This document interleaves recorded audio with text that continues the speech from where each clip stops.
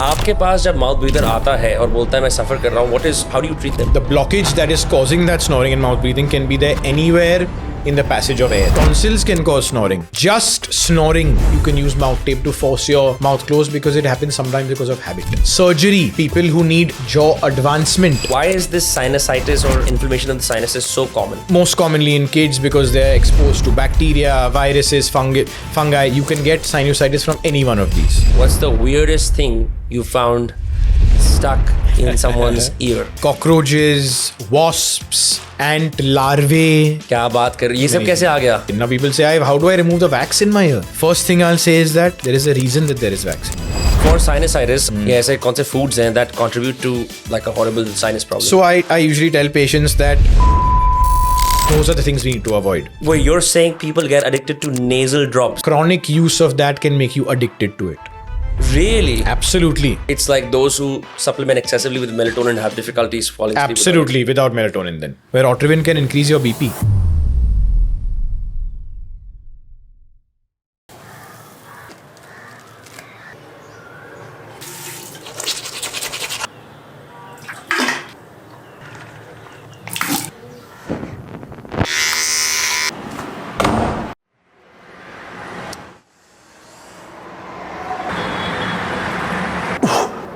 इस संसार का सबसे बड़ा धोखा है I love you.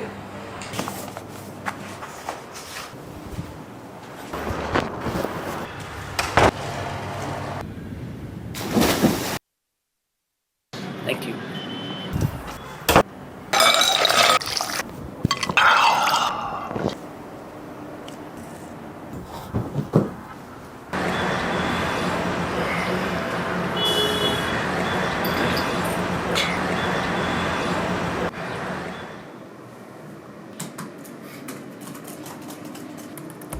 It's impossible to try and master your morning routine. But what you can master is how much noise you let in. Introducing the Loop Quiet 2 earplugs. Now, I've been using them for the last 2 months, and trust me, it's a nightmare working without these. That's because Mumbai is a noisy city. There's traffic, there's construction, there's cafes playing loud, tasteless music. But I want to focus, I want to work. That's why I moved here. The 24 decibel of noise reduction on these helps me focus on exactly what matters, making these podcasts, making that money. What's also really cool, Loop earplugs come in different sizes. So there's an earplug for all kinds of ears. Apart from the Quiet 2 that I use, Loop has dozens of other models. Some are best for sleep, some are best for concerts, and some are best for everything in the middle. Take the free 1-minute quiz on Loop's website to see which one is the best for you. Just search Loop earplugs.in or find the link in my description. बुरा ना सूंगो, बुरा ना बोलो, और बुरा ना सुनो. Kind of got it wrong. Gandhi ji ke teen bandar, but slightly mixed because I'm talking to an ENT specialist doctor today. His name is Dr. Jehaan Wadia. Look, मेरे गले की कई बार बैंड बज चुकी है इस podcast में. I've lost my voice. Those of you who've been following me for a while know this, right? Ear health, nose health, throat health, critical to our lives. I don't think हम लोग ENTs को beyond conventionally कि कान साफ कराने जा रहे हैं या नाक में कुछ हो गया या Otorhin दे दो, हम यहीं तक सोचते हैं. But did you know that ENTs also perform endoscopic surgeries? Did you know that if you fix your throat health, you can save your voice for a long time? क्या आपको पता है कि कान के अंदर पर्दा फटता है तो कैसे फटता है? This is a fascinating podcast around the science of the ears, nose and the throat, their functions, and the anatomy of all three parts and how vital they are to our functioning and how to have optimum health for each. This episode with Dr. Jehaan Wadia, an ENT specialist, begins in 3, 2, 1. The brain. Why do you need to use the brain to treat the nose? The opposite. Why do we need the nose to treat the brain? Okay. So the nose is our pathway to the brain. It's essentially a pathway to the brain because the back of the nose, which is the last sinus inside our nose, is just one very thin bone away from the brain. Okay. Let us talk about the sinus first. कि ये sinus क्या होता है? Because हम colloquially लोगों को सुनते हैं, मुझे sinus की दिक्कत है. बिल्कुल. मुझे sinusitis है, right? Absolutely. So, many people say that they come to me saying, "Sir, मुझे sinus है," not knowing what the word sinus means exactly. Right. So let's start with this. What is the sinus and how does it sort of हमारी body के अंदर उसका क्या use है? Okay, good way to start. So inside our nose, first of all, when we look through the nose, there's these openings over here. When we go inside, beyond that, we see our nasal cavity. Inside the nasal cavity, in the center is a bone, जिसे हम कहते हैं septum. divides the right side of the nose from the left side of the nose. Further inside the nose, we have the sinuses. Now we have 4 sinuses on each side of the nose, 4 on the right, 4 on the left. There are 4 sinuses on the right, the maxillary sinus. Sorry, this might get a little technical. No, that's fine. Maxillary sinus, the ethmoid sinus around the eyes, the frontal sinus behind your eyebrows, and then the sphenoid sinus all the way at the back. So you have 4 on the right, 4 on the left. What are these sinuses? Sinuses are essentially open air-filled spaces where when we breathe through the nose, literally the wind that we are breathing or the air that we are breathing goes in the nose, travels all through all those sinuses, gets filtered, and then is going down into the trachea and the lungs. That is essentially what the sinus is. Got it. 2 things from there. Number 1, जब किसी को sinus या sinusitis होता है, is that कि जो हमारी बलगम या फ्लेम होती है वहाँ जमा हो जाती है. That's number 1. Second, there has been this thing on the rise called a lymphatic drainage massage. Essentially, अगर आप अपने यही आपने जो areas बोले, अगर आप इनको ऐसे massage करते हो, you feel what I would call facial relief, perhaps a surge in energy levels. How is that connected to this? Okay, so first of all, ask what is sinusitis. Yes, sinusitis does mean that. Sinusitis essentially means inflammation or infection inside those sinuses. Okay. Those sinuses open up into our nasal passages by these very tiny openings. With repeated colds or upper respiratory tract infections, these openings close up. That is what becomes chronic sinusitis, where now whatever balgam jaise aapne bataya is getting stuck inside those sinuses and not able to come out on its own, which is what usually happens. For example, if you get a cold, you don't necessarily have an attack of sinusitis because that cold clears itself out. After 10, 20 or 30 times of cold over many years, it can get blocked inside the sinus and not come out on its own. Got it. Where you potentially need antibiotics, medication, or in a worst case scenario, surgery to open up those sinuses and get that fluid out. So when someone comes and says, I have sinus, they usually mean that there is this heaviness, nasal discharge, pain, like you said, over around the eyes, on the forehead, etc. Second thing you mentioned about the sinus massage. Now, our sinuses normally have what we call cilia, or microscopic hair-like structures coating the inside of the sinuses, which as a norm, and what their job is to clear out mucus from the sinus. That is their normal job. When they're unable to do that, we get sinusitis. Now, you mentioning pressing and sinus massage, yes, can potentially help in a case of acute sinusitis, where there is fluid stuck and you're essentially just trying to push it. But now remember, you're pushing just on bone. Beyond that bone is that sinus. But yes, pressing might help a little bit of that discharge to come out through its normal opening, which might give you a little bit of relief. So then, अब ये तो anatomy की चीज हो गई, but let me ask you this. अगर मेरे पास एक नाक है और उसके अंदर मेरा respiratory tract वहीं से जाता है, बिल्कुल, और मेरी lungs में जा रहा है, बिल्कुल. Why do I need additional air spaces to breathe in my face? So great question. So the sinuses are not just for breathing. Yes, when we breathe, it goes directly into the nose, into the sinuses and back. Now what the sinuses does, what their job is, part of the job of the nose and the sinuses is one, filtering the air that we breathe. Secondly, as importantly, is bringing, for example, if I'm breathing very cold air, my nose and my sinuses are going to regulate that temperature and get it to body temperature within less than a second of me breathing that air and that air going into the lungs. Okay. So the sinuses, for example, if I'm breathing very cold air, it's going to bring that air very, very rapidly to room temperature. And if I'm breathing very hot air, it's going to bring up that, cool down that temperature to body temperature for it to go into the lungs. If I were to slash someone's cheeks and their यहाँ पे जो ये जगह है, will that potentially disrupt their respiration?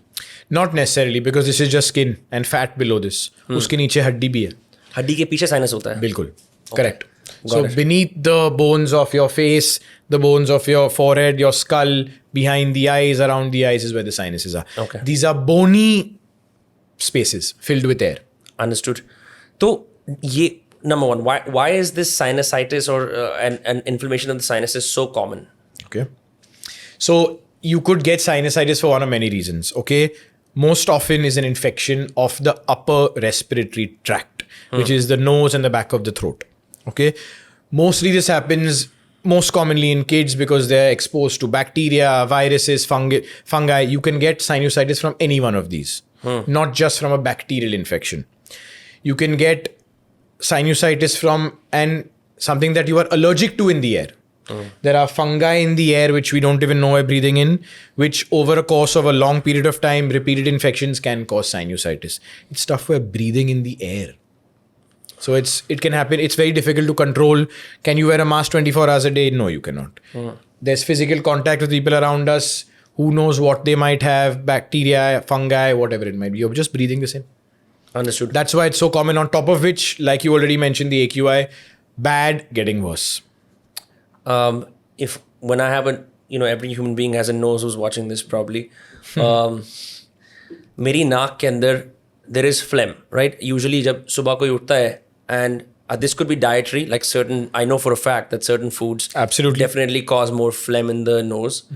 Something else happens where the phlegm sort of dries up, which is why children love picking their nose.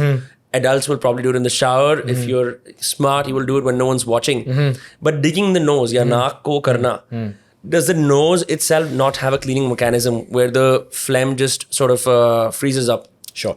So great question. So the nose absolutely does have its own mechanism for cleaning that phlegm. And I just spoke about the cilia or the hair-like structures. So that's what is responsible for cleaning that mucus, pushing it out of the sinuses into your nasal cavity and then to the back of your nose where we essentially swallow it without even knowing. Now in kids, very young kids, first of all, are unable to, at that point, blow their nose. Children till a couple of years old cannot blow their nose, which adults can. Which is why when we can't blow our nose, that mucus sometimes can stagnate over there and become dry, become crusty, so it has to be picked. Understood. And what is the, मतलब हम बोलते कई बार लोग बलगम सटक लेते हैं when they're sick. When they take it behind, when they take it back. Is that a healthy behavior? It's not necessarily a bad thing, but what you don't want is mucus stagnating inside the nose and the sinuses. If it's coming out from the front, if you're swallowing it, it's fine. Is there a way to have zero phlegm in the nose and have perfect respiration? So phlegm, first of all, is a normal part of the nose and the sinuses. It's being made by your cells of your mucosa or your skin inside your nose. अच्छा ये बाहर का dirt वगैरह नहीं है कि The bahar ka dirt mixes with that mucus, which is what that mucus's job is, being a protector. So the outside dust that we breathe in has bacteria and fungi in it. Our mucus traps that dirty part of the air and then it goes down as compared to affecting our nose. Okay. So that mucus is a protector. Now we can talk about septums before we move to other parts of the profession, right? ये एक बड़ा controversial issue है where because I put the nose strip reel out, I found out tons of Instagram accounts that talk about कि हमने septoplasty कराई, हमारा ये experience रहा. जी. Or I fixed my breathing and I found this. Lots of people suffer from a deviated septum. Correct. Now I can personally attest to this and I would love to hear what you think. क्योंकि मेरा एक जब मैंने x ray कराया था, I had a TMJD problem. Sure. I went to the dentist. We did an X-ray. Found out that one of the nostrils, I don't think it's apt to call it septum. एक nostril के अंदर जो वो passage में था, वो बहुत छोटा था. वो deviated नहीं था. जी. As a consequence, and this is perhaps anecdotal, I found that my neck tilted forward to breathe. My palate or my mandible didn't expand as much, and I became a mouth breather. Right now. आपकी practice के अंदर, how many people suffer from this and is there a clear way out? Is it perhaps genetic? So it's more than genetic, I'd call it developmental. So this is something why some people are taller, some people are shorter. That is genetic. But now some people will have a deviated septum and they will have absolutely no complaints. There are other people who will not have a deviated or a very mildly deviated septum and come with more complaints. So it is extremely subjective.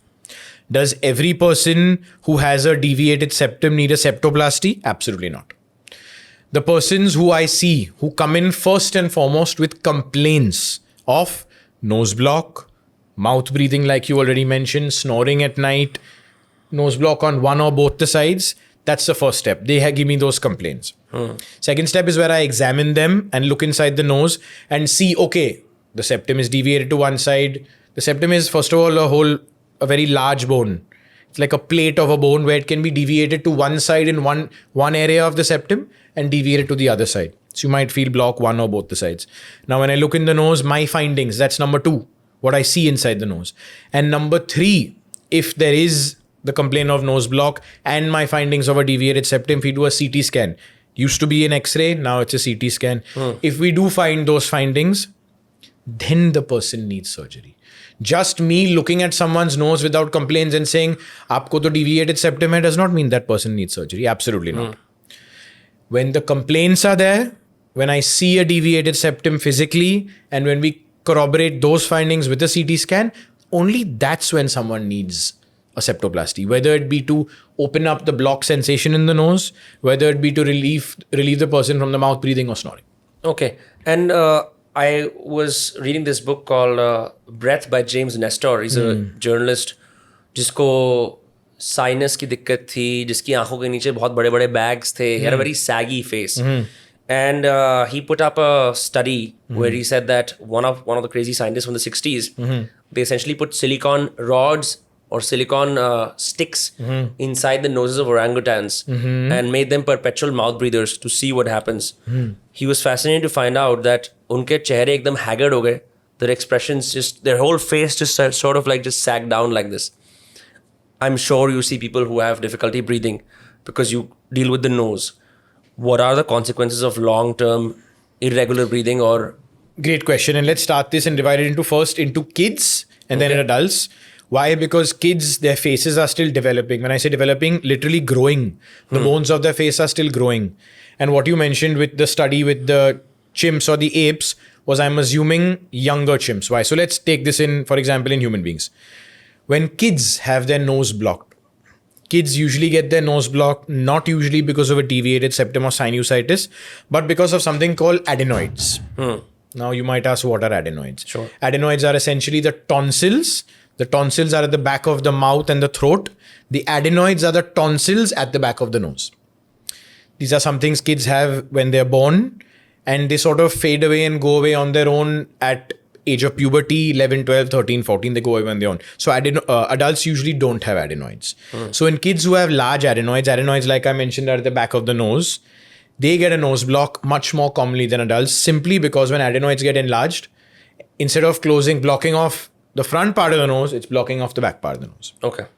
Now, when kids mouth breathe due to adenoids and they mouth breathe for years while their bones are growing, they deform and they develop differently and abnormally, where so much so that there is a specific kind of face of a child who has been suffering from adenoids over years called adenoid facies, where the children get a pinched look.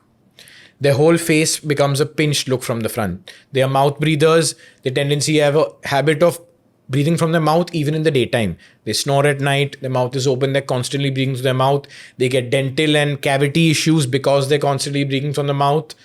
Why? Because our mouth does not have the filter that the nose has and that the nose is.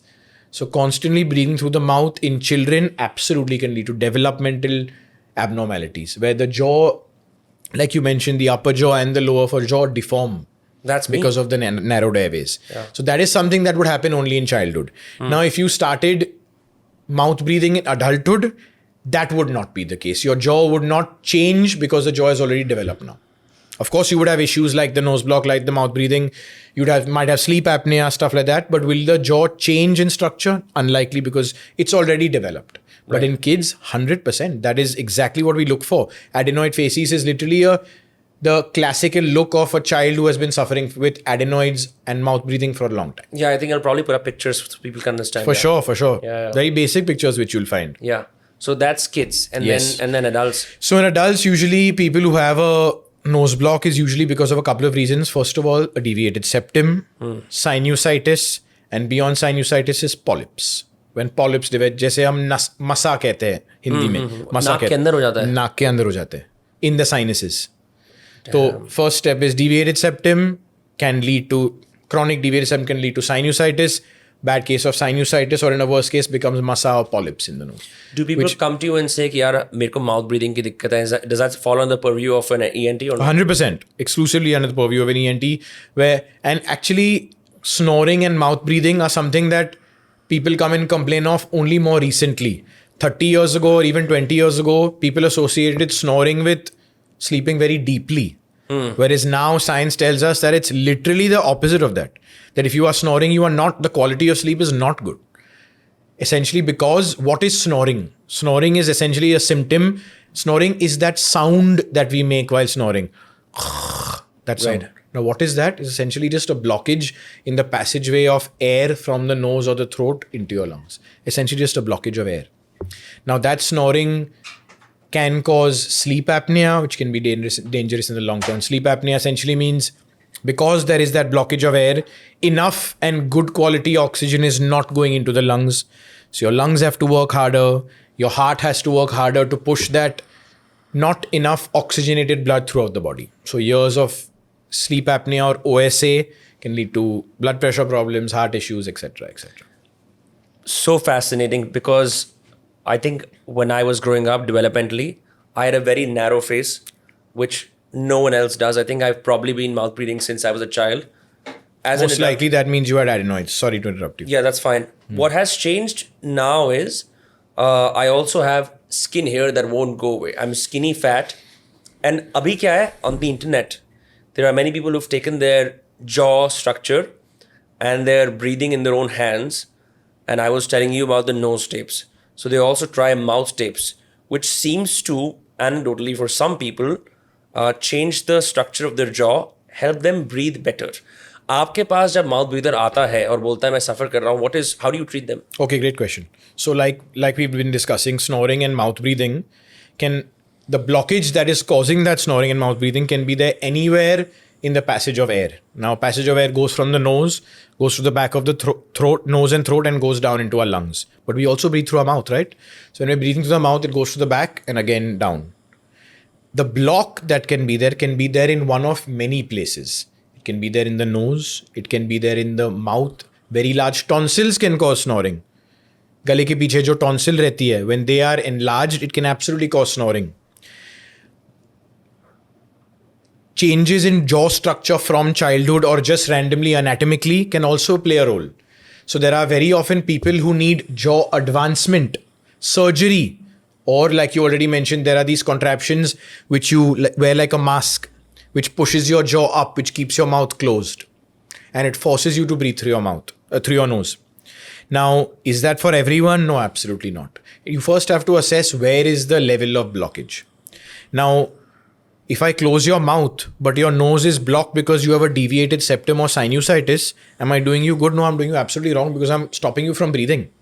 Whereas, if your snoring is just snoring, there is no nose block, there is no sleep apnea, where it's just that sound, you can use mouth tape to force your mouth closed because it happens sometimes because of habit. For example, in you mentioned that you've been mouth breathing since years. In you, for example, even if we find the block is in the nose and we correct that, just because of habit, you might keep your mouth closed, mouth open. So, for example, if we corrected your nose block, if there was one, and you were still snoring or mouth breathing because of habit, I would give you a mouth tape to close your mouth, to force you to breathe through the nose. But I don't snore at night at all. You may not be snoring, even if it's just mouth breathing. I have also noticed, now that you mention it, मैंने बड़ा elaborate TMJ का treatment कराया, which frankly none exists now. There are a few specialists now. Sure, but in my aggrieved patient status, I have had to do my own research and essentially figure out, जब आप किसी के jaw को align करने की कोशिश करते हो ना, what I did not know is that the neck structure changes, right? Your posture changes. If you've had latent pains, they become prominent. In the course of trying to alter the shape of my jaw and correct my bite, मेरी पूरी body में pains that were perhaps latent or non-existent came on with a deadly force. So I started researching. Now you said कि अगर हम जब किसी के face के structure को भी change करते हैं, तो भी mouth breather बन जाता है इंसान. I've noticed as the treatment progresses, I breathe harder and harder and harder. And I'm not breathing adequately. I'm not getting like the full breath that I should. So, again, like I mentioned, it just depends where that level of blockage is. If the level of blockage is in the nose because of a deviated septum, there's one treatment. If it is sinusitis, there might be another treatment. If it is polyps, there's a third treatment. If you have tonsils, it's a completely different treatment. If it is a jaw issue, you have to correct the jaw. So, usually snoring and sleep apnea is multifactorial, because you might ask, there are some people who don't have any of this, but who are very large and very heavy and weigh very heavy, they're going to snore. Snoring is directly proportional to weight gain. I see. Yes. Having said that, there are also very thin people who snore, but in them, correcting that snoring is much easier because it's something very specific causing that snoring, like a deviated septum, where we just correct that and the patient is fine. Now, if it is someone who is very unhealthy, elderly, very fat or large, much more difficult to clear, because even if you correct the physical blockage that might be there, you have to tell them to start losing weight or at least have a more active lifestyle. Sedentary lifestyle, again, directly proportional to snoring. Why is it that for some people it's very difficult to sleep on their back and to find comfort they sleep on their stomach? Very simple answer is that potentially in these patients, they have a deviated septum to one side. And when they sleep on that side gets completely blocked.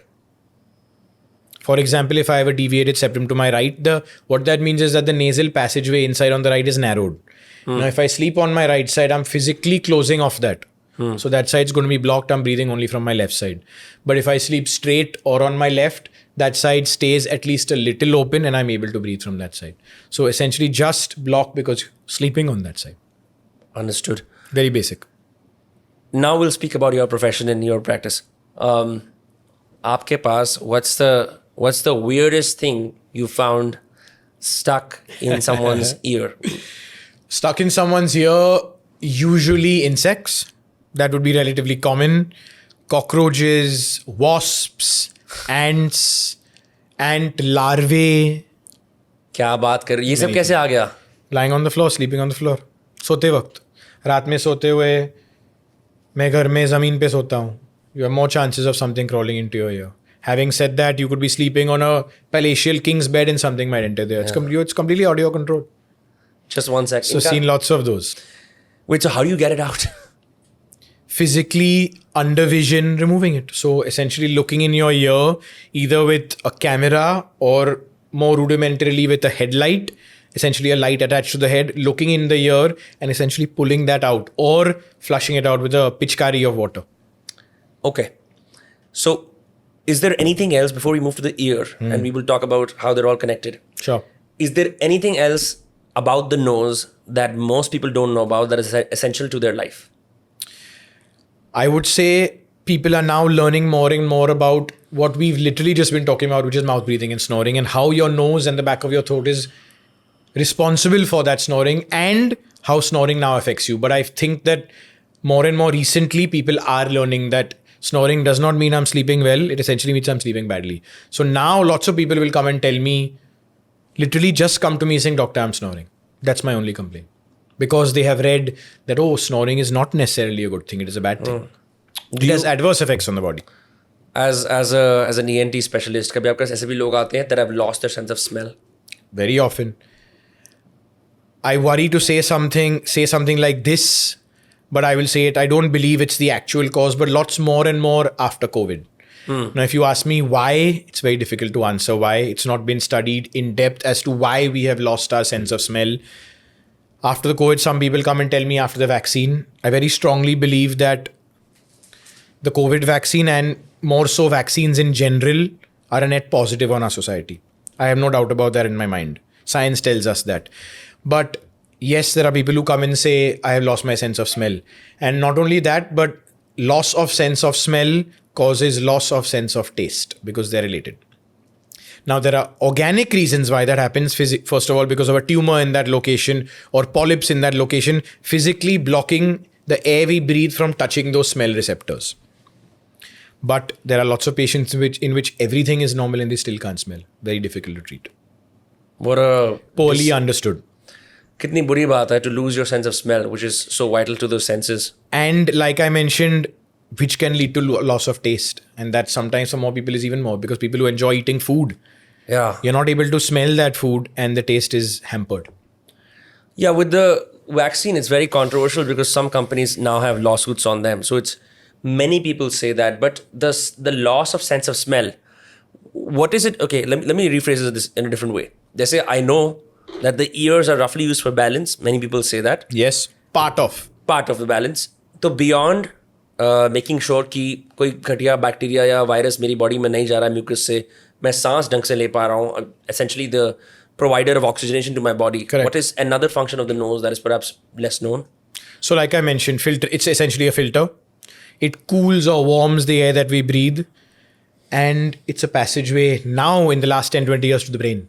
Very importantly. So now most interestingly, we do lots of brain surgery through the nose. With just a camera where there's no cut, there's no opening your skull, everything through the nose. Is it uncomfortable? Much more comfortable than having your skull opened.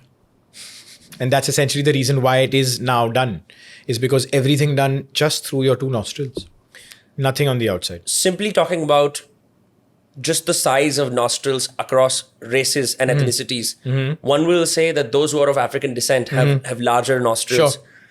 Indians, typically, not all of us, have smaller nostrils.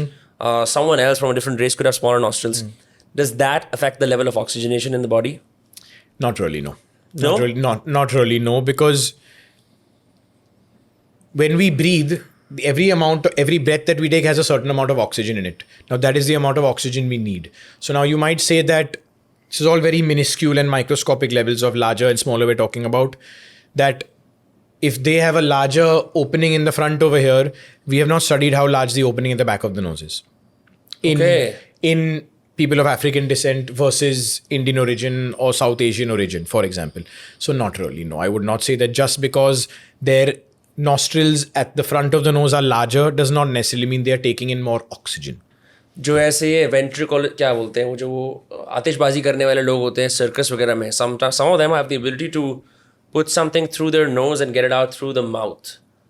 How is that? Like, how do they do that? First of all, it's obviously trained. Okay. It's obviously trained to do that. Why is very simple? Because there are two openings at the front of your nose. Those same openings are at the back of your nose.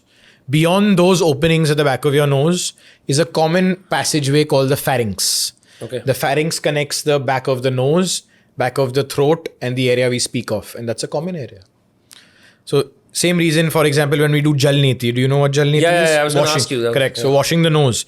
When we push water from one side of the nose, it comes out through the other side and through your mouth. Is there merit to jal neti? Absolutely, there is merit to jal neti. It's been done in India for thousands of years, and absolutely scientifically in the West as well as everywhere else in the world, it's used to essentially wash out secretions from the nose. Okay. So it can be used by people who have no complaints, just to maybe, for example, people who have a tendency to develop more mucus, do the jal neti, clears out that mucus. Then in people who have sinusitis, it is a treatment option in sinusitis. For sinusitis, ऐसी कौन से खाने हैं या ऐसे कौन से foods हैं that contribute to like a horrible sinus problem? So I usually tell patients that if there are any specific foods that cause you allergies. Now some people come and tell me that I get sniffles or I get sardi after having a banana. Does that mean that a banana is going to cause a cold in everyone? No. Some people tell me after eating strawberry I get a cold. Does that mean that in everyone? It's very subjective. So I tell people, okay, tell me what are the things you eat that cause you this? Then those are the things we need to avoid. Of course, more commonly is ice cream, cold things, citrus fruits. Those are known normally to have a higher tendency to cause a cold. Now there are people who come and tell me, like I mentioned, that I have a banana and I get a cold. But that doesn't necessarily mean that. I would like to study and ask that patient that what are the things that cause you a cold? If every time you eat a banana you get a cold, maybe the best idea is to avoid eating that banana. Sure. Typically, जब किसी को जुकाम या खांसी होता है, generally they consult amongst themselves. This is what I've seen anecdotally. Go to a dentist, go to a chemist, and उनको कोई cough syrup लेते हैं या lozenges लेते हैं. And they just ride out the virus or the flu. Does the flu fall under the purview of an ENT specialist, and why does the flu happen? Where does it come from? So the word or short form flu is a short form for influenza. Influenza is actually a virus. So influenzas are virus. Influenzas is a virus. Influenza virus. I was trying to say influencers. Yeah. But yeah. Anyway. Influenza is a virus. There are types of influenza viruses. So flu is just a short form for influenza virus. But the way we use it colloquially is like sardi zukham, जैसे आपने बताया कि बुखार सर्दी zukham. Now, if your flu, like you call it, is causing you nasal symptoms or a bad throat, then yes, you could potentially go to a ENT surgeon. If that flu is causing you a stomach issue, you might go to a stomach doctor. If that flu is causing you chest symptoms, you might go to a chest specialist. But yes, if the common cold, as we call it, usually caused by viruses, less usually caused by bacteria or fungi, yes, you would go to an ENT specialist. Now, most people, I would agree, including myself, would not even necessarily do anything. मैं chemist के पास जाएंगे, बोलेंगे, give me something खांसी के लिए. Lozenges दे दो मुझे. Sinus ले लो. These are sort of commonly said terms which we don't even know what they might have inside them. So yes, but I usually get patients who are 1 or 2 steps further than that, where they're like, doctor, I went to the pharmacist, I took the cough syrup, I took the lozenges, garam pani ka vaaf bhi liya, garam pani ka garara bhi kar liya, but that's not worked. So now I've come to you after 5 days or 6 days of these symptoms, and then I have to treat those symptoms. Got it. Is there any do's and don'ts you would say for nose health, except for keeping your nose clean? Sure. Don't put any unwanted objects inside your nose. Yeah, that's essentially it. Our nose is actually very, very tagda. As is the whole body, I would say. But you don't want to put it to extremes now. You don't want to, for example, if you're doing jalneti, you don't want to put dirty water in your nose. You're asking for trouble. Got it. You go into a pool where you don't know what's in that pool. You have to be a little careful. Let's talk about the ears now. Sure. ठीक है. हमारे कान, कुछ लोगों के कान के lobes अलग होते हैं, कुछ के साथ होते हैं. Any relation to how the ear functions or no? Simply Absolutely outside? not. Okay. So there are 3 parts of the ear. External, ye bahar ki. The middle ear, which is beyond your eardrum. The external ear goes from the outside, all this whole canal, all the way till your eardrum. Beyond the eardrum is your middle ear, which is connected to the back of the nose by a tube called the eustachian tube. Sorry, please tell me if I'm getting it. No, that's fine. Beyond the middle ear is your inner ear, which is closer to the brain, which, like you already correctly mentioned, is one of the things responsible for balance. So those are the 3 parts of the ear. Oh, so it's not कि मेरे बाहर appendages लगे हुए हैं इसलिए मैं balance कर पा रहा हूँ. It's because the inner ear coordinates with the brain. Yes. And is responsible for a part of balance. So ears typically, like someone's sense of hearing, right? I know someone who lost hearing in one of the ears. I watched एक movie है Riz Ahmed की where he's a drummer and he loses hearing in both ears. So he goes to a sort of like a school where they learn to be deaf. Like they learn to live while being deaf. Sure. And being deaf when you're an adult is hard. हम अपनी how do we understand hearing through the ear? Like what's that phenomenon? How does it sort of happen?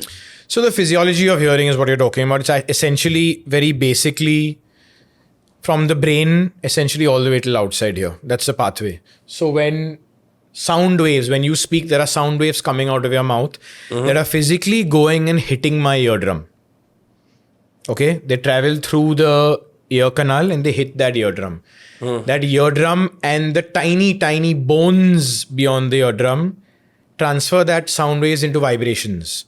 Those vibrations go into the inner ear and are transformed into electrical impulses, which are passed by the nerve of hearing to the brain. Reaches the brain, and that whole sequence of events happens on the other end. Then our brain understands those electrical responses and it tells our brain that this is what we've just heard. Those sound waves into electrical impulses. That's crazy. And that's when... And then understanding happens after that. And all of this happens in a split second. Split second. So how does hearing get compromised or better, let's just say? So hearing gets compromised with one of usually 2 reasons. One is, there are 2 types of hearing loss. One is conductive hearing loss, is when there is a physical block, again, like we mentioned, a physical block in those waves or those vibrations reaching the ear. Or 2, when there is damage to the nerve of hearing, which goes from the ear to the brain. Those are the 2 essential types of hearing loss. Hearing loss that relates to the nerve that goes to the brain is less well understood, more difficult to treat. The most common type of that is just old age, where with old age, there is normal deterioration of function of that nerve, which leads to decrease in hearing.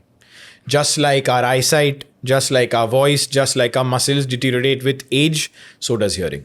And that happens because of that nerve that goes to the ear, the deterioration in the function of that nerve. The other type is conductive hearing loss.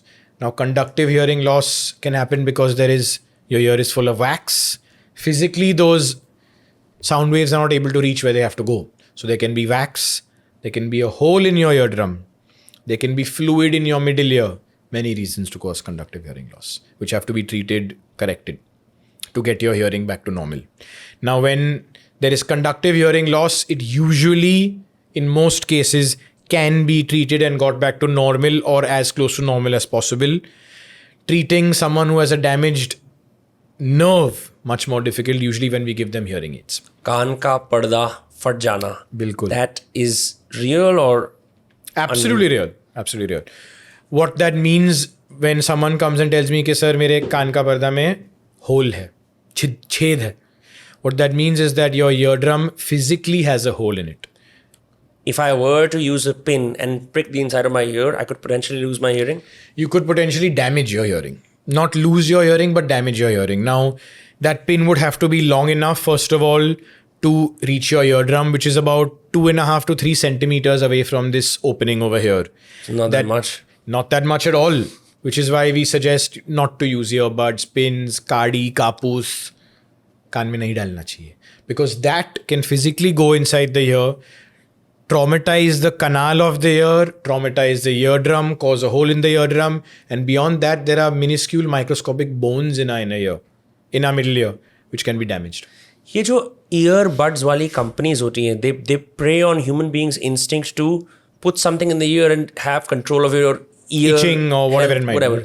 But across the board, you're saying it's harmful. Absolutely. So if you look at sorry to say, Johnson & Johnson's dabba of earbuds, they have on the outside very clearly written in capital handwriting, only for external use. So earbuds were actually made and a doctor will prescribe them to clean the outside of the ear.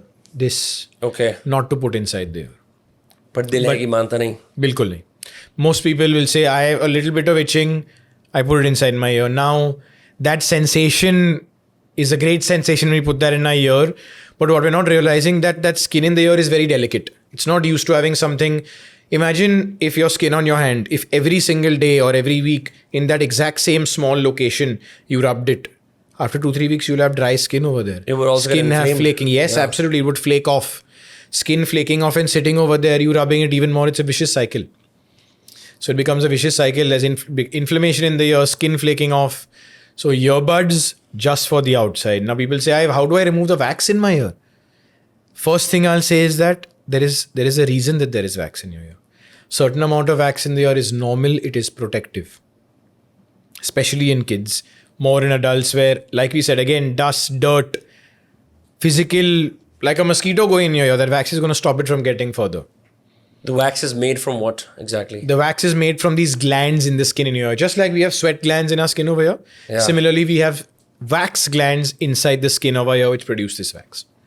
Now, yes, if there is too much wax, you feel a block, you're having a complete block sensation, or there is so much wax that literally you cannot hear properly, that's when it needs to be removed or attended to. Is your most common modality जो भी मतलब to clear wax?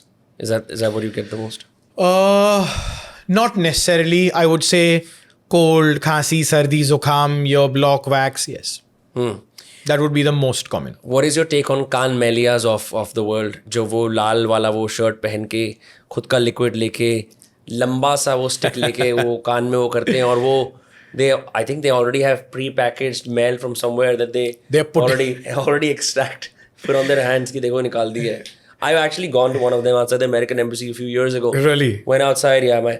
My father and his friend. It was me and my friend. हमें को NASA जाना था, NASA वाली trip पे America.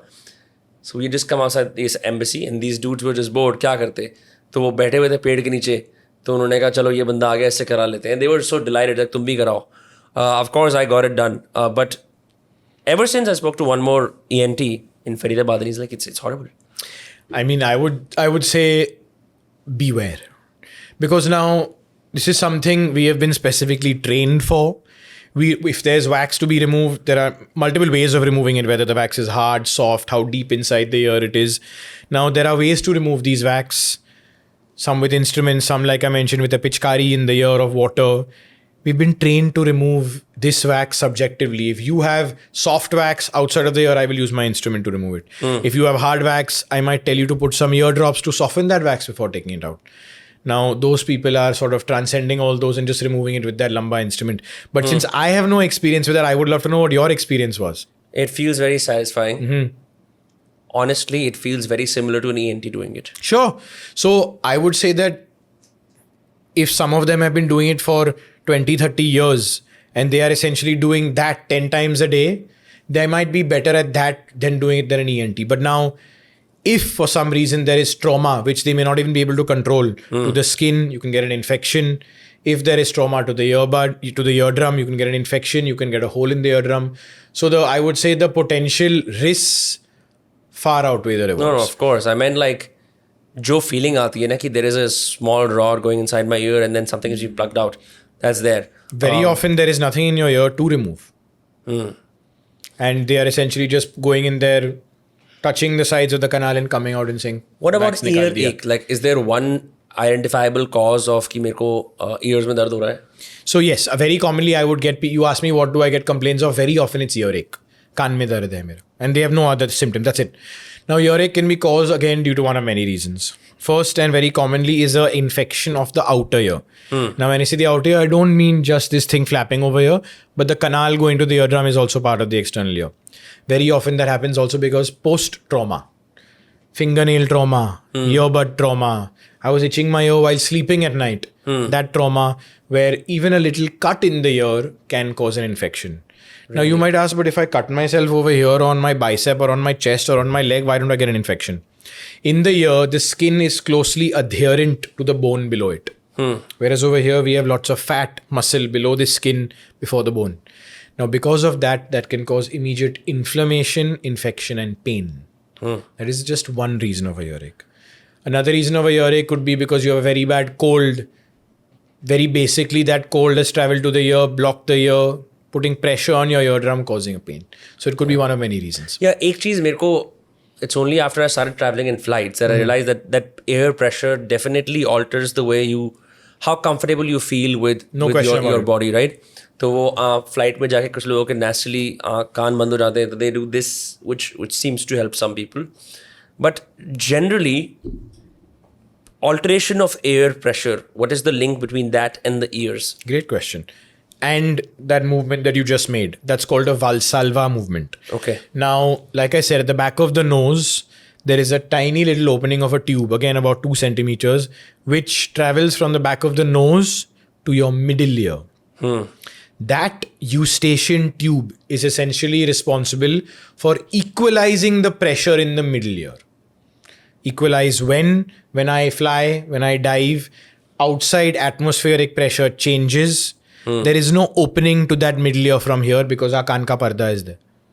So the equalization, because there is normally in your middle ear, there is air. That's normal. So there's supposed to be air in your middle ear. How does that air in the middle ear equalize pressure? Through the eustachian tube, through the nose. Now, when we fly or we dive, pressure outside changes. Immediately, our middle ear has to equalize that pressure. It equalizes via those eustachian tubes. Now, you made a very specific... People, when they fly, they do that. When you're diving also, you're told to do that. Why? What does that specifically do? That movement, normally those eustachian tubes at the back of the nose are collapsed. They're closed. And when we make this movement or we try to blow air towards our ears, it physically opens that eustachian tube, equalizing the pressure. ये मेरी theory है जिस पे हम बाहर बैठ के बात कर रहे थे. And this is the controversial thing about hydrogen peroxide. I once read it, right, कि मेरे को जुकाम था और मेरे को जुकाम नहीं चाहिए था. It was the onset. So I found this research. Dr. Richard Simmons, 1972, found out that cold or flu happens through the ears and it's an air pressure problem. So if you put some hydrogen peroxide, medical, not industrial, medical, then you can eliminate it at the source. आपने बोला ये placebo है. मैं उससे partially agree कर सकता हूँ. हो सकता है I was in such dire needs for it, but it's cured me every single time through multiple uses. So my question is not hydrogen peroxide use करना नहीं करना. Please talk to your medical professional and do it on your own risk when you talk to them after their prescription, right? But does air pressure, or let me ask you this, does the virus alter the air pressure in the ear, thereby causing the flu? Does the flu first start in the ear? I would say no. Why? Because the virus physically does not have access to that part of the ear.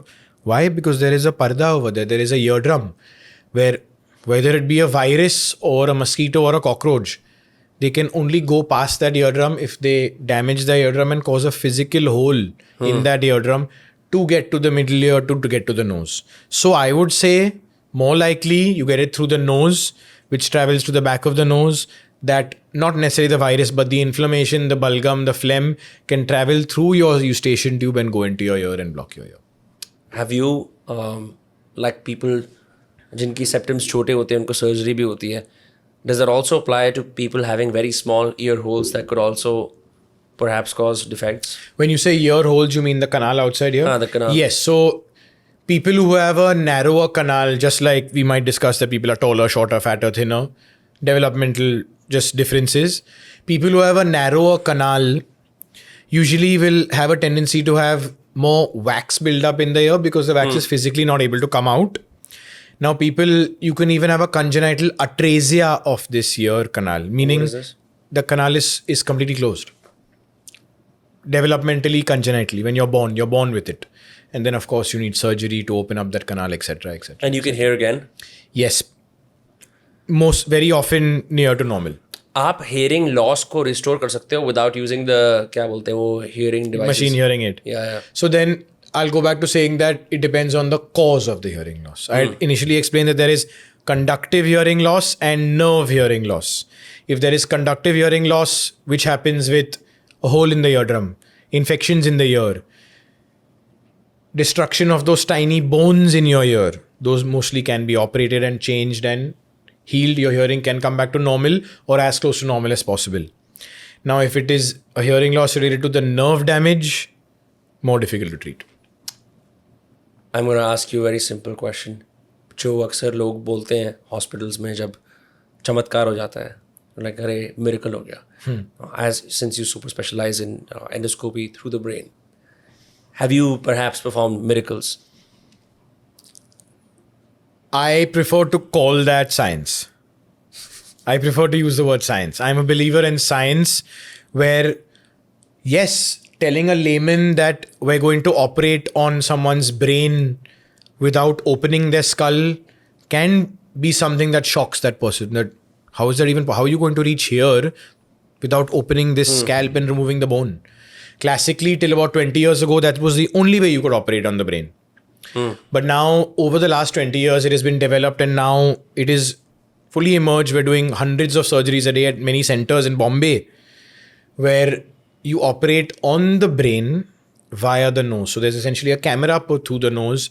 You're looking at a TV screen, looking at the brain and operating on tumors of the brain. That's where I was this morning. You were operating brain tumors through the nose. So just to be clear, you're an ENT specialist and a brain surgeon at the same time. So I'm an ENT specialist who specialized or who has specialized by doing fellowship, studying and gaining experience in the field where we operate on the brain through the nose. Now that surgery is done by an ENT and a neurosurgeon at the same time together, where there are 4 hands operating on the brain. That's where crazy. My 2 hands, where one is holding the camera and one is holding an instrument, and the neurosurgeon standing next to me with 2 instruments in his hand. So there are 4 instruments going through your 2 nostrils into the brain. Are you guys successful? Yes, most of the time. Congratulations. Since you don't deal with perhaps more sensitive areas like the heart or the liver, जहाँ पे ज़्यादातर surgery के case ज़्यादा आते हैं ना, like more people have open bypass surgeries and whatnot. What's been the toughest surgeries that you've performed? So I would say that part of our practice deals with operating on parts of the ENT which are not that dangerous. For example, a septum. And then there are surgeries where they are very dangerous where, for example, like I said, operating on the brain or even doing a surgery for sinusitis. Inside the nose, in the sinuses, there are lots of structures of the head which come into contact with those sinuses. Now, the optic nerve or the nerve for vision or seeing is is literally touching the wall of your sinus, your sphenoid sinus, which is in the back of your nose. Your carotid arteries, which if you cut and open, they will drain the whole body of blood within 5 minutes. Just a small nick. If you don't stop it, it can drain your whole body. 5 liters of blood can come out of there in a few minutes because it is blood under pressure. Blood is gushing through those areas with under pressure. So yes, if you're operating on a cut on the ear, very low risk. If you're doing a cochlear implant or operating on the brain via the ear, very dangerous. Yes, we can reach the brain from the ear as well. Let me ask you about something that perhaps some of our viewers or listeners engage in, which is smoking. Yep. कि आप cigarette पीते हैं, इसमें throat का connection तो है ही.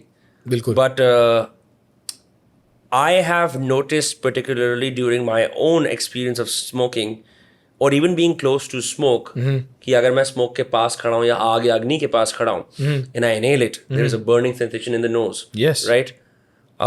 In your practice, आपने ऐसा क्या देखा है in the nasal passages of smokers, vapors, versus those who are not? Great question. So I would say, of course, now when I say smoking, I'm talking about chronic smoking. One cigarette is not going to change your life or the life of the cells in your nose.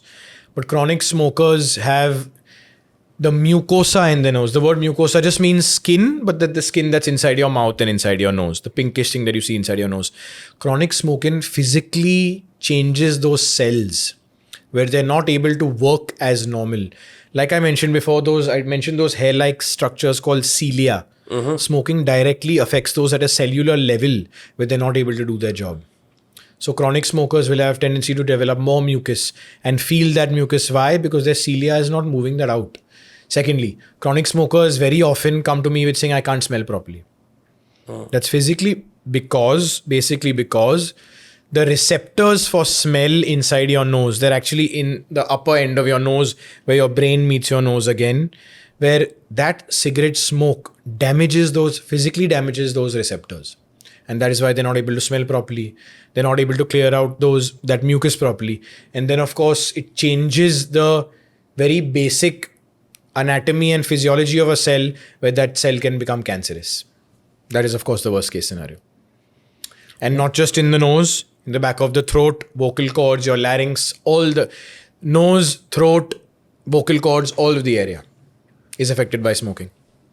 What about over-the-counter ये जो nasal sprays होती हैं that people sort of use as their night routines कि आँखों में eye drops और nose के अंदर वो लगा दिया just so it's okay. What do you think about that? So of course there are many types of nose drops and nasal sprays that you can buy. Some are medicated, some you might find just saline nose drops. Sure. Which absolutely fine, safe to use, no side effects at all. But then the ones that you are talking about are the nose drops like we commonly say Otorhin nose drops. They literally work like magic. Where you put 2 drops in your nose, it clears up all the mucus. Those are actually nasal decongestants. What does that mean? Is when your nose is feeling congested. What does that mean? Lots of blood vessels in the nose, engorged blood vessels, more mucus coming out.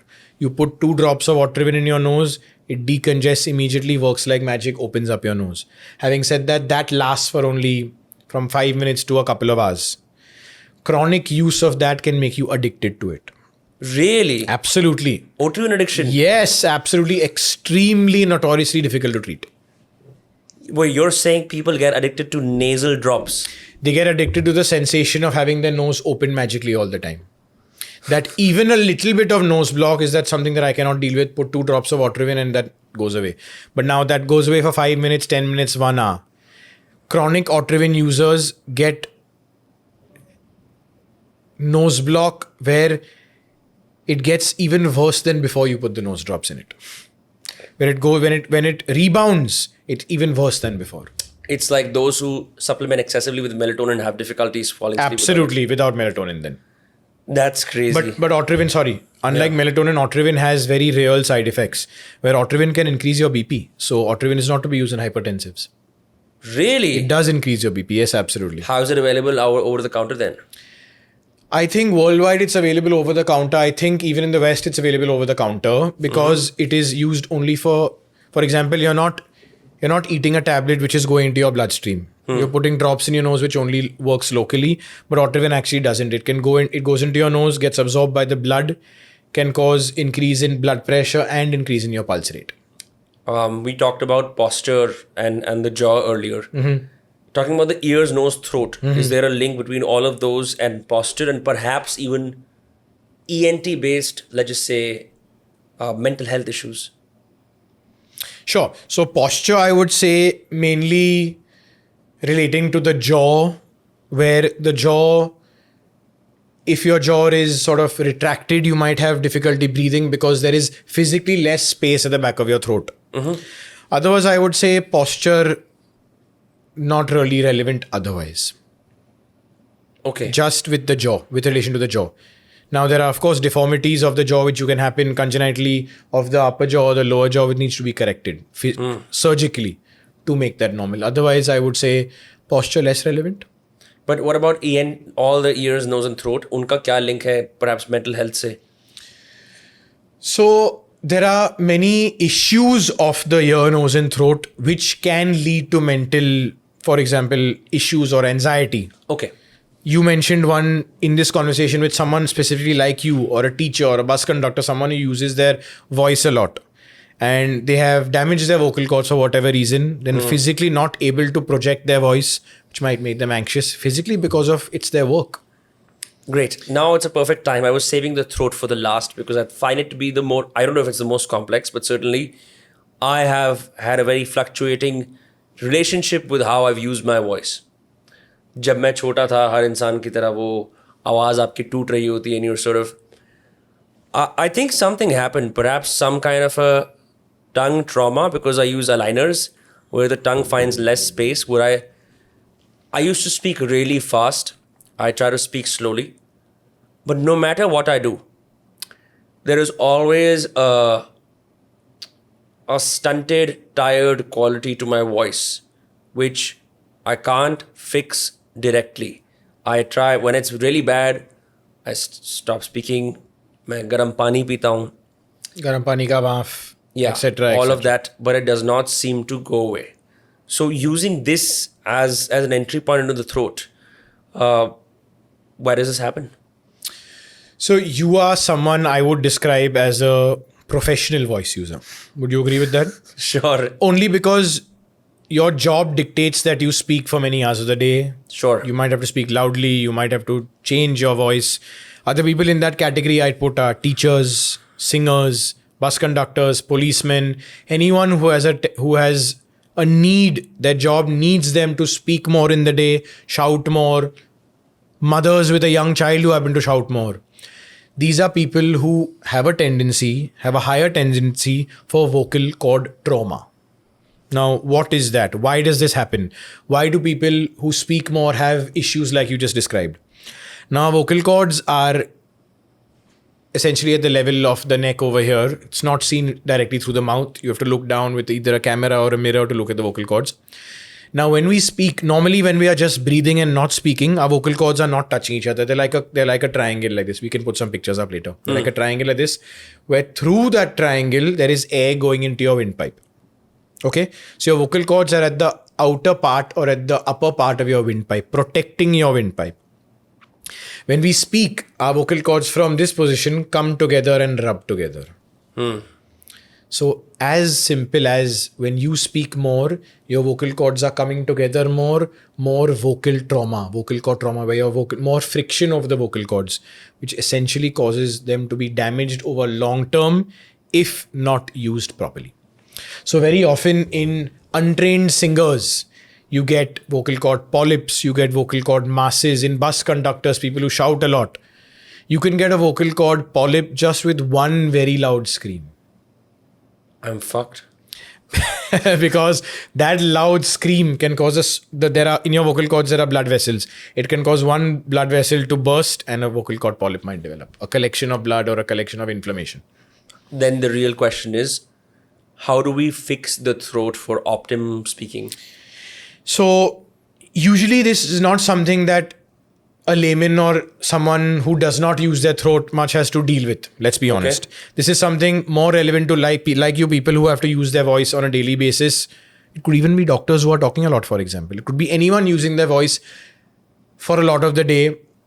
Now, for people like you, before we were discussing, I would tell you you're a perfect candidate of someone who needs vocal training or speech therapy. I would have told you that even 5 years ago, if you had not already had these vocal issues, people who sing, teachers, I would tell them before they even start teaching, or sort of, they have to make these vocal exercises part of their daily life, where it teaches you specific ways to breathe, specific ways to talk, not shout, how to modulate your voice, how to project loudness in your voice. Those are things that are taught.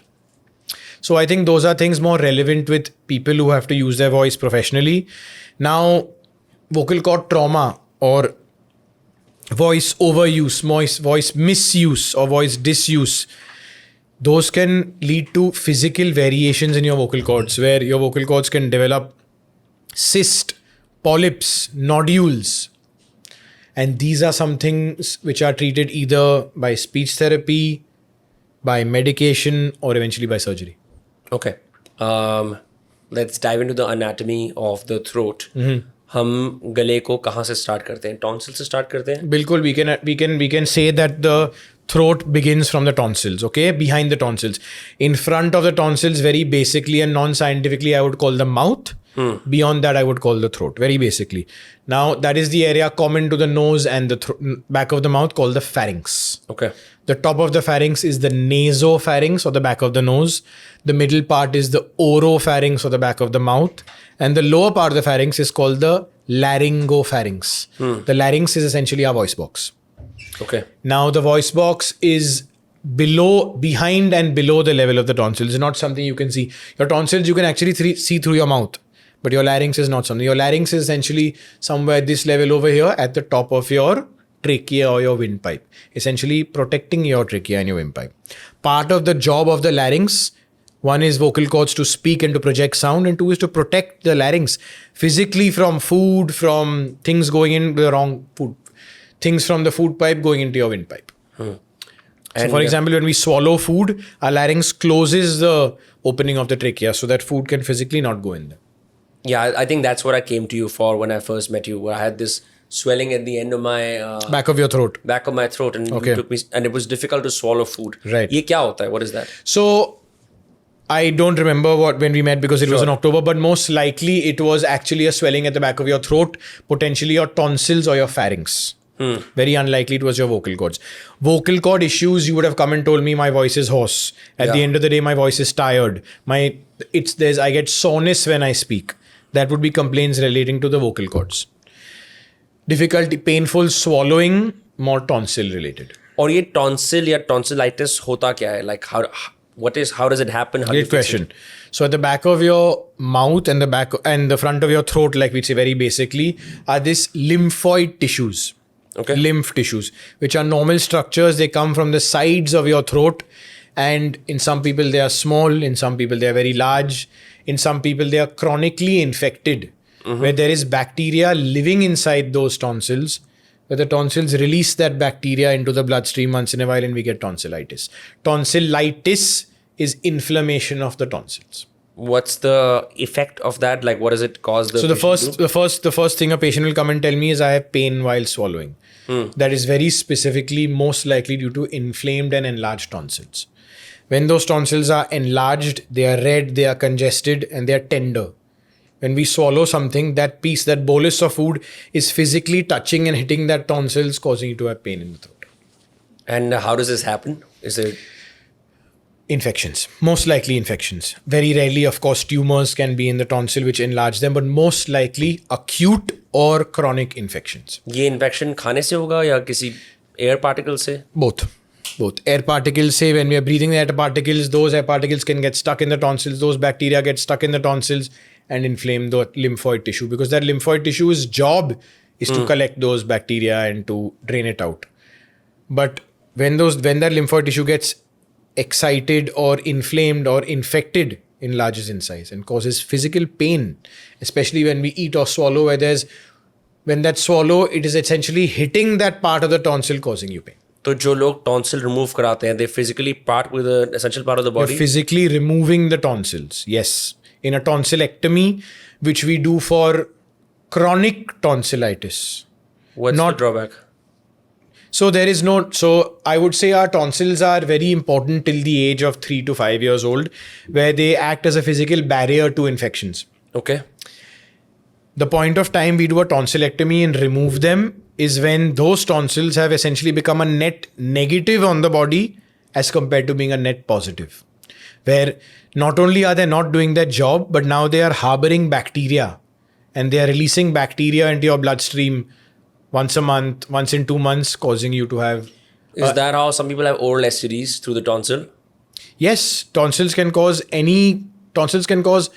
from just a sore throat to sleep apnea on the other end. With very enlarged tonsils causing a physical barrier to the breath, leading to sleep apnea. That's crazy. And all the stuff in between, of course. Do's and don'ts for throat health. So I would say actually wearing a mask is great. Now, can we wear a mask 24 hours a day? No. No. But that mask might prevent us from getting an infection that someone sitting next to me in a bus has. It might prevent me from fungus in the air going into my nose or mouth while I'm riding a bike or a bus. Mm-hmm. Those things. Now, that's when we talk about the throat or the tonsils. Now, when we come to the vocal cords, it's a different matter altogether, where we're looking at vocal hygiene, where we teach a person how to speak, how to shout, how to modulate their voice, what to eat, what not to eat, stuff like that. पर कोई इंसान ये भी तो बोल सकता है कि ह्यूमन बीइंग सारे ही बात करते हैं. बिल्कुल. It's my birthright or my Absolutely. function, biological Absolutely. function to Absolutely. speak. How could I have bad vocal hygiene? So it's more that voice misuse or disuse that can cause these things as compared to just talking.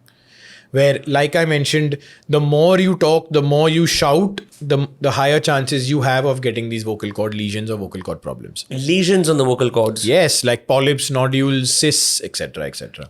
जो आपके पास, I'm sure you must get tons of teenage boys जिनका वो क्या बोलते हैं voice box change हो रहा होता है. I don't know what's the right That's term. related to puberty. Puberty. Cracking of the voice. तो ये, how does a person's voice change over a lifetime? Is there a biological process to it? Yes, absolutely. So, like you know, puberty causes physical changes in our body. Sure. There is physical, the larynx or the voice box changes to make longer vocal cords shorter or shorter vocal cords longer, which essentially changes your voice. Now you might ask, people who are older, or why do women have a high-pitched voice and men have a low-pitched voice in general? Is because of the length and thickness of their vocal cords. Why do people with age lose their voice? There's literally loss of musculature around the larynx, which leads to loss of voice, weakness of voice. There's no way you can train the muscle? Speech therapy. Speech therapy. Just like you would do exercises for your biceps, speech therapy works for the vocal cords. Why are some voices so hoarse like mine and some can smoke 1 billion cigarettes and be fine? So yours, again, I would go back to you being a voice professional. You're using your voice essentially or basically almost every day of your life, speaking for many hours a day, where you have more vocal cord trauma than someone who does. Someone not using their voice for a living. Therapy देनी चाहिए. बिल्कुल देनी चाहिए. क्या उसे बोलें कि क्या कैसे हो आपको शुरू? They will sort of, there are specialist speech therapists, like you have a physiotherapist. I've been to one. I'm sure you've been to one, and you should go to another. You should go to one again. Because the thing is, I had nodules. I was diagnosed in Delhi, and first of all, speech rest, which was super fun. Voice rest. Voice rest, because you get to see people, and you can't speak, so you pay attention. You write stuff down, and then I would try to speak. Hurt. So gradually we did some oxygen tests. जैसे sound को sustain करना 20 second के लिए, 30 second के लिए. बिल्कुल. A few other things. I felt weird, alien-like to be sitting in my own voice and speaking it. But as time went on, I went back to the old patterns because consciously using the voice somehow disrupts daily life. Because अब मैं धीरे से ऐसे Aladdin की तरह बात कर रहा हूँ normally और बाकी सारे लोग like fast बात कर रहे हैं. या चिल्ला रहे हैं. So does someone like me need lifetime voice therapy? Yes. Professional voice users, I'd say, need lifetime voice therapy. Having said that, that doesn't necessarily mean you going to a speech therapist every 2 days and sitting with that speech therapist doing exercises. It probably means you meeting them once, them giving you 5 exercises to do as part of your daily life, every day of your life. Now, also you mentioned that you had vocal cord nodules. Very basically, what are nodules and why do they happen? They're essentially because of repeated trauma of your vocal cords. When your vocal cords are physically rubbing together with friction every day, at the location of maximum trauma is where nodules or inflammation starts literally growing. Now, voice rest is physically just giving rest to that area. So they are not constantly rubbing to each other so that inflammation can't go down. That is why we give you voice rest. That is why you might be given anti-inflammatories to decrease the inflammation. And long-term speech therapy.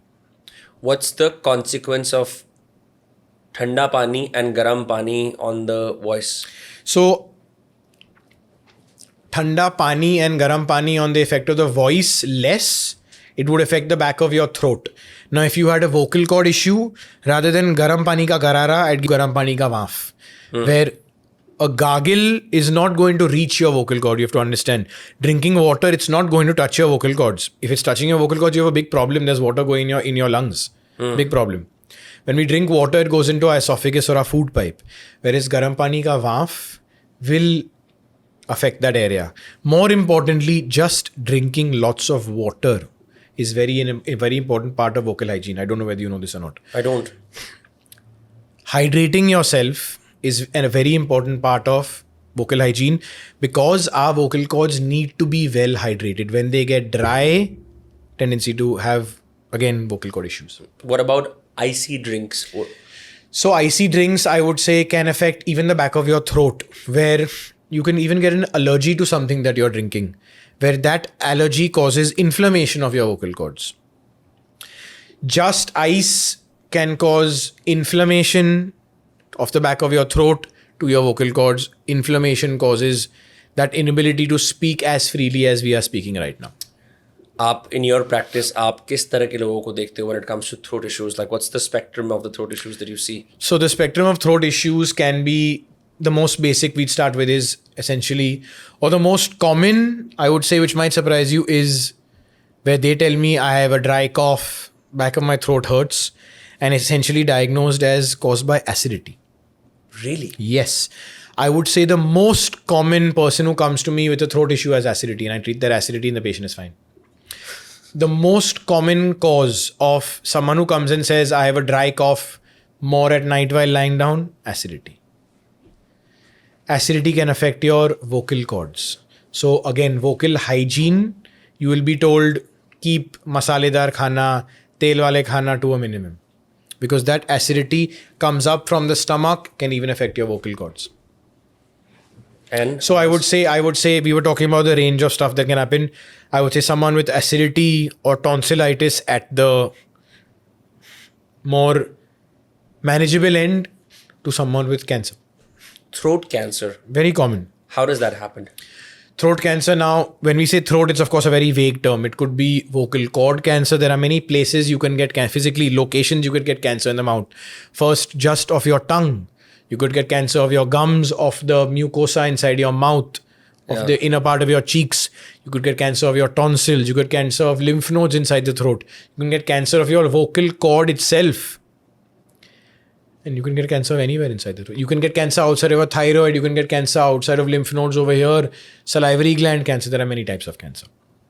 यार आपने तो मेरे को vocal cords के बारे में मैंने आपको डरा दिया. No, but that's of course.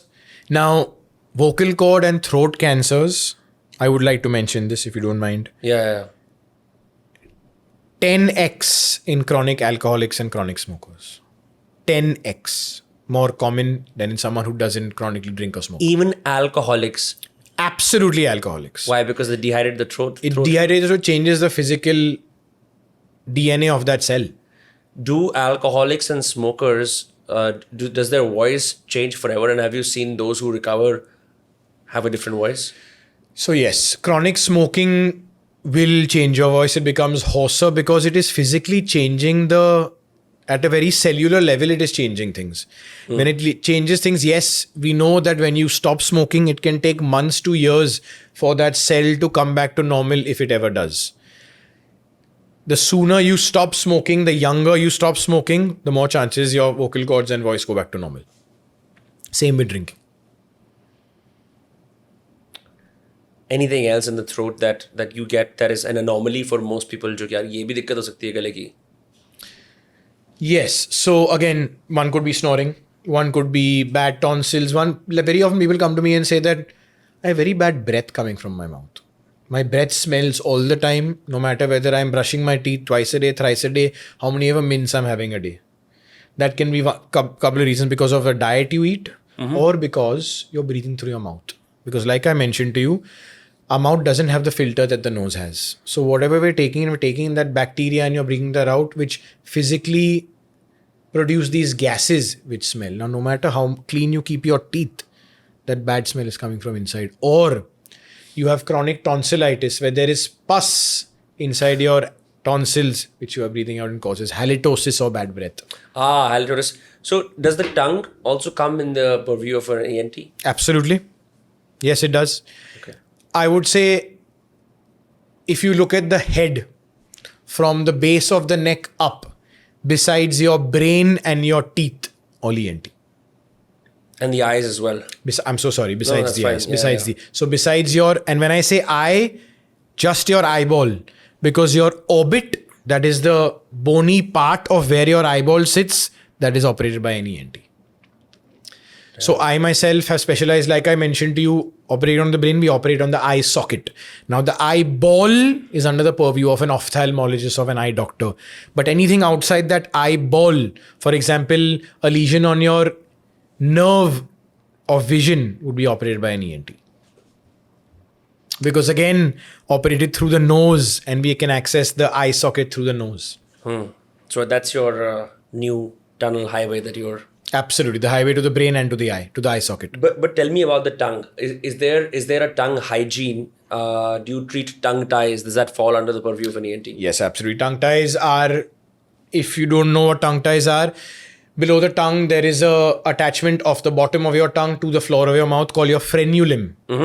When you look at the bottom of your tongue, thing that anchors your tongue is your frenulum. Right. In kids, when that frenulum is very thick or very adherent, it doesn't allow the tongue to protrude outside the mouth. That can cause issues in speech, issues with children feeding on their mother's breast milk, because their tongue is responsible for sucking, causing that sucking power. That frenulum, so people often, a mom will come and say that she's not able to latch onto my breast while breastfeeding. My child's tongue does not protrude outside their mouth. But a tongue tie, having said that, is very, very easy to treat. It's a very quick procedure where we loosen that frenulum to make sure the tongue can come out of the mouth. It's going to sound weird, but like tips for tongue health, if there are at all. So tongue health, needless to say that you don't want to eat something burning hot. It's going to burn your tongue. That would be the most basic thing I would tell you. Whereas brushing your teeth, brushing your tongue, keeping good oral hygiene as compared to just tongue hygiene, more important. Gargling, keeping your oral hygiene clean, more importantly than specifically tongue hygiene. Are some tongues incapable of staying inside the mouth because they're too long? No.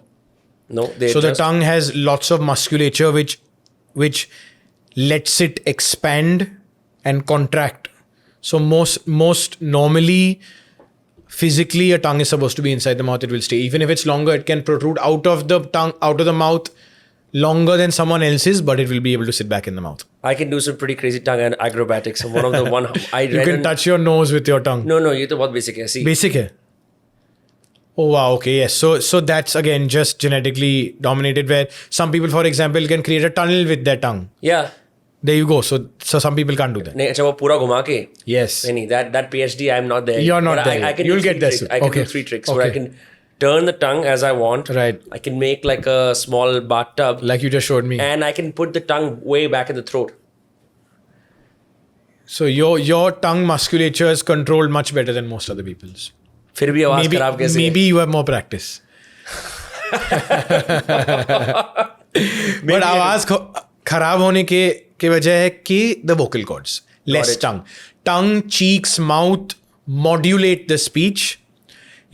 So again, like we said, I don't know whether we've discussed this, but speech is a function of from your lungs to literally your lips.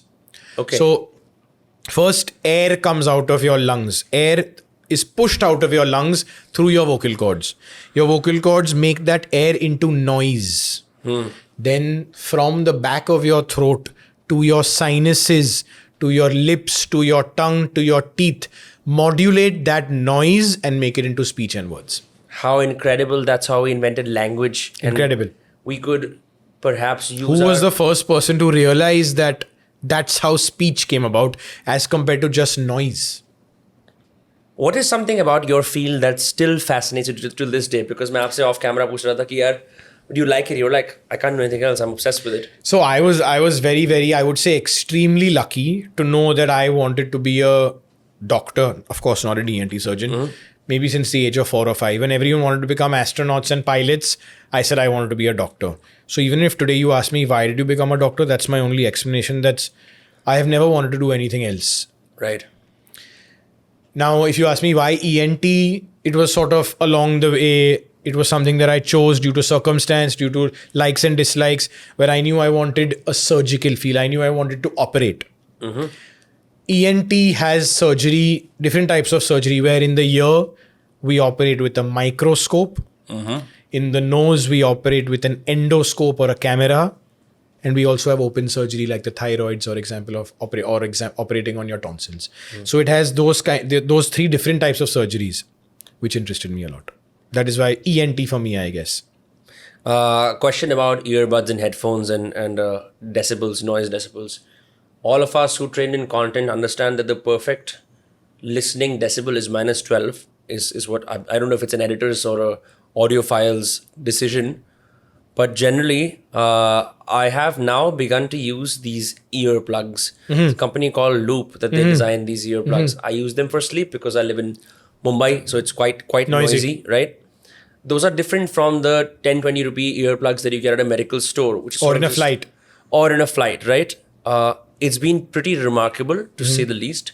I just don't know the long-term consequences of using earplugs.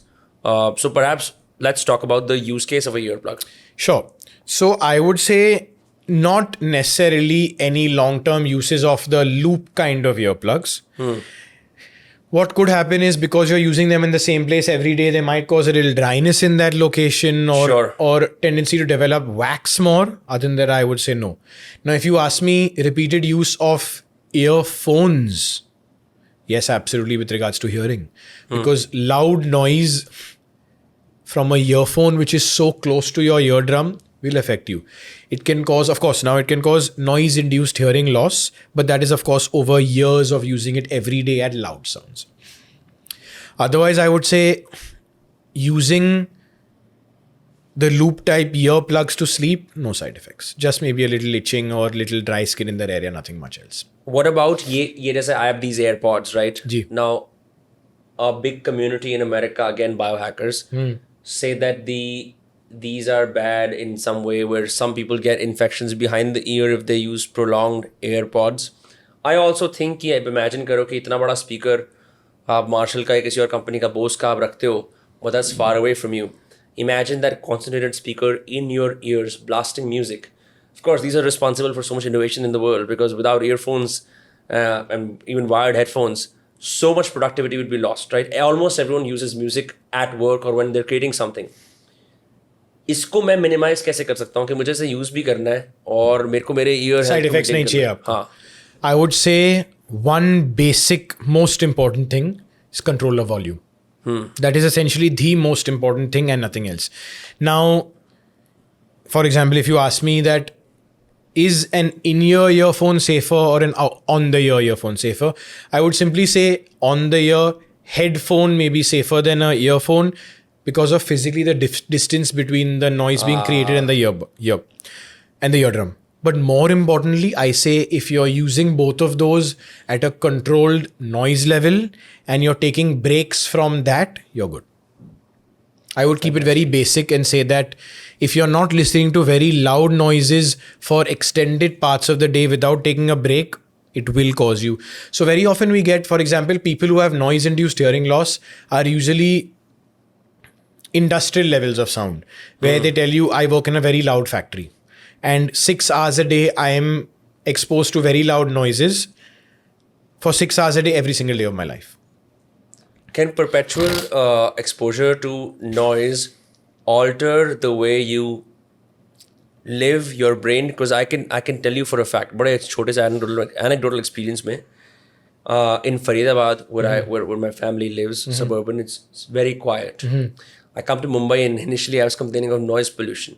It's like, ये क्या हो रहा है, इतना शोर कैसे है यहाँ पे? Gradually I've adjusted, where now I'm in traffic and I hear all these cacophonous sounds. And you're blocking it out. I'm blocking it out. But is there a long-term consequence to living with so much noise? Yes, absolutely. Now, like I said, if it's noise pollution is a very real thing. More relevant, like I already mentioned, is people working in loud factories, people wearing earphones, using them at a high level for maybe 6 to 7 hours a day. Or going to concerts a lot with speakers. The closer you are to speaker, the more dangerous. Yeah. Noise trauma, standing next to a very loud speaker at a concert, can cause a hole in your eardrum. Physical noise trauma, very loud noise, can cause a hole in your eardrum. It can also cause noise-induced hearing loss with damage to your nerve that is responsible for hearing. So it can affect you in different ways as well. But usually we see noise-induced hearing loss in chronic situations where, like I mentioned, someone in a factory, very loud noise for 6 to 8 hours of the day, every day of my life. Understood. That is usually someone who comes and says, I can't hear properly, where we diagnose it as noise-induced hearing loss. One final question before I let you go back to your house and then tomorrow to your practice. यार, like I said, मुझे जब कभी कान में कोई दिक्कत होती थी, मैं ENT के पास जाता था. I did not make too much of the depth of the practice until very recently when I was afflicted in all of the three parts, right? तो आपके हिसाब से what are some major misconceptions about the ENT specialist that the world often has? So, I mean, I'll be very honest with you. When my old grandfather, when I told my old grandfather that, oh, this is what I wanted to specialize in, he was like, oh, you'll be removing wax from people's ears for the rest of your life. Now, did that hurt me? No, because it is coming from my grandfather who only meant well. But I understand his point of view where the perception is that सर्दी जुकाम के लिए, कान में मैल के लिए आपके पास लोग आएंगे. But there is a lot of ENT which people don't know, which now has come into the fore. Like I mentioned, that I specifically operate on the brain via the nose. Right. So that is the part of the brain that is at the base of the brain in the center. You can operate, there are ENTs who operate and specialize on operating on the brain and tumors of the brain via the ear, where you go through the ear. The pathway is the ear, as compared to the highway being the nose, the highway is the ear. We operate on the vocal cords. We can operate on bones inside your ear which are microscopic in size. Your middle ear cavity is 10 millimeters by 10 millimeters. That is not something you can fathom just from the top of your head. It is something we see through a microscope, and we are operating in this area on bones which are 2 millimeters in size. We are removing those bones, putting implants. We can restore hearing.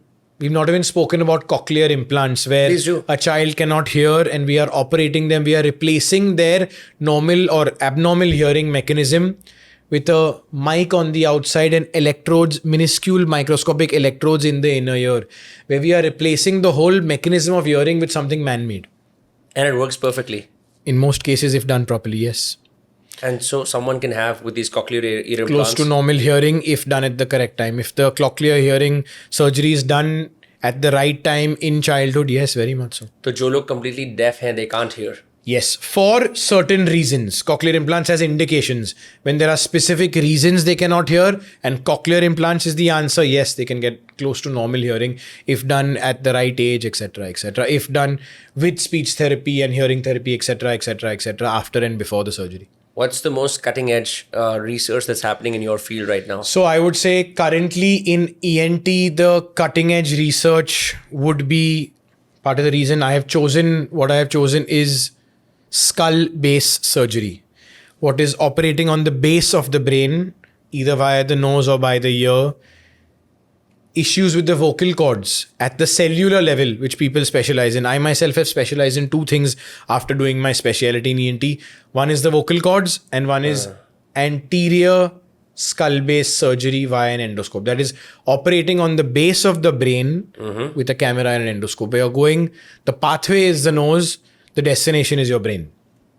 So I would say most cutting edge is operating on the brain through the ear or the nose.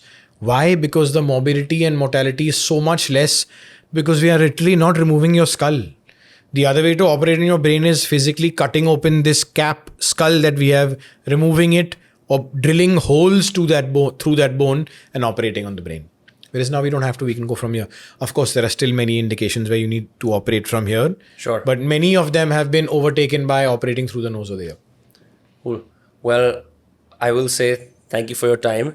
आप यहाँ पे आए, you educated me and my audience on the E's, the N's and the T's of the world and your own bodies. If people wanted to sort of understand this more, where can people sort of find your work? Do you publish any research, something like that? So yes, I publish research, but as most doctors, my published research is going to be read by other doctors. Laymen are not going to read, or let's put it this way, very, very few laymen are going to read published works of doctors. Doctors usually publish works for other doctors to read and be impressed by. But I would say for laymen, anyway, from an encyclopedia to Wikipedia is good to read, but there is also a problem with Googling too much, where patients come to me having already read Google, but read it superficially. Where they have read Google and Wikipedia, but to treat that disease, you need to have read the newest research articles, which having said that they don't even have access to. Right. So little knowledge can be little dangerous. Lots of knowledge is not dangerous and no knowledge is not dangerous, but a little knowledge can be dangerous, where I have to then tell them that, yes, this what you read is correct, but this part of what you read has nothing to do with you. It might have something to do with someone completely else. Where if you put, I have a cough online, आपको दिख जाएगा कि it will tell you, yes, you can have tonsillitis, and it will tell you, yes, you can have this cough because of cancer. Now, in between, there are 10,000 things which I have been trained to assess. Right. To tell you that, yes, you have tonsillitis, not cancer. Or you have cancer, not tonsillitis. So, I would say, for a layman, most people will say that all knowledge is good knowledge. Yes, all knowledge is good knowledge, but you also have to know where to draw the line and say, okay, this person is a specialist. He knows where to apply that knowledge when I go to him. Sure. So that is the role of a doctor, I'd say. Yeah, आजकल ये भी बहुत हो रहा है कि लोग, there's many people including Elon Musk who said that Grok or one of the GPTs is better than doctors at making up diagnosis. I found that very interesting. I didn't find it very believable.